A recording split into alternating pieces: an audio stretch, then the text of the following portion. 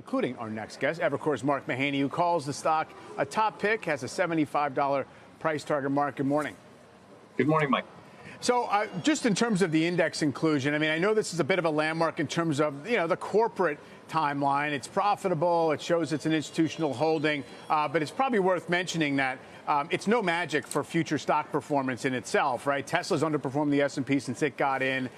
We've been talking all year about how 493 stocks in the S&P 500 haven't done a whole lot. So how do you think about either the index inclusion or just where Uber is right now that it's gotten, this distinction?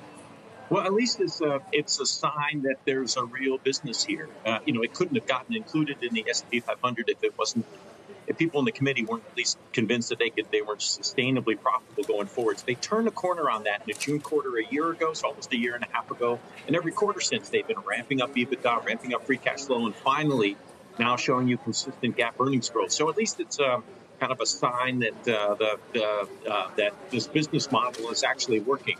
And now going forward, what's next? Well, I think there's 2 or 3 things to keep an eye out for. One, I think they'll start repurchasing, or for the first time ever, buying back some of their own stock. Secondly, I think they can continue to sustain this kind of 20% growth in their delivery and mobility segments. They've been able to do that. There's always been these concerns that with a weakening consumer, maybe that growth rate wouldn't hold up, but it has. And they can continue to do that, great. And then third, are there other new services and features that they can roll in? And I'm particularly intrigued by the advertising opportunity. If you have a high frequency kind of in-basket service, kind of shopping basket, restaurant food delivery basket like Uber has, you can start layering in material amounts of ad revenue. There's around 800 million run rate now. And we think this could get to a couple of billion. And that's really super nice for the bottom line. So we continue to like Uber here. And in terms of the valuation now, I mean, the stock price has been up here only really once before in early 2021, clearly when cash flow was a good deal lower. But where do you think it can get to? I was just comparing it to things like DoorDash and Airbnb, and they're all in this kind of 20 times EV to EBITDA, I guess, on next 12 months numbers. So how much more can you expect out of that? I think we've had a lot of the re-rating you're going to get out of an asset like this. So, I look at growth stocks and I think, what's my re-rating potential and what's my compounding potential? If it's a high growth stock, you should have a lot of compounding. And I think Uber will give you that because I think you'll get this kind of 20%-ish, close to that top line growth plus margin expansion. So that'll get you good, chunky free cash flow, EBITDA earnings growth in that kind of 30% plus range. So that's your compounding. You get a little bit more re-rating. I think an asset like this can go for 25 times free cash flow, a 4% yield. I don't think that is given the size of this business, well over 100 billion in bookings, the growth, and now the rising profit levels. I think it well warrants this 25 multiple. We're just a few turns away from that. So you're at a point now where you've had a lot of the re-rating, but you get a little bit more, and you get that compounding, and that's what allows you to still outperform with Uber.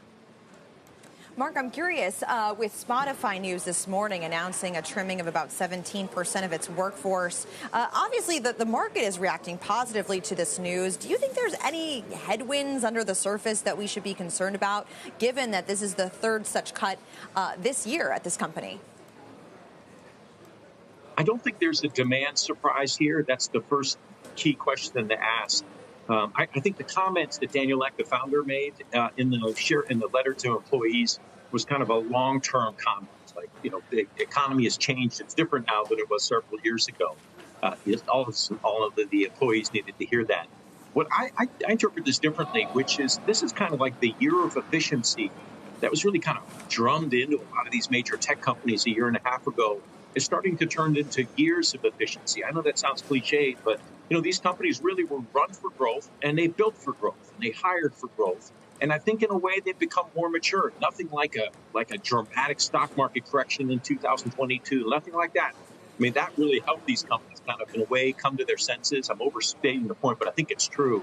And now you've got these assets that are fundamentally good businesses. Like, they're generating good free cash flow. They can do even more of it. They took these RIFs, reduction in forces, earlier in the year, and it turns out they became more innovative. They became more efficient. And so I think it's almost like doubling down on cost efficiencies. I think that's a wonderful thing for investors. And the kind of cost savings you're talking about here, I mean, this is like a 50% increase in the company's profitability outlook next year. So that's exactly why the stock should be up 10% roughly. And it is. And, this is This is not one of our top picks here. It's a small buy for us here, given current valuation. But these efficiency steps are great.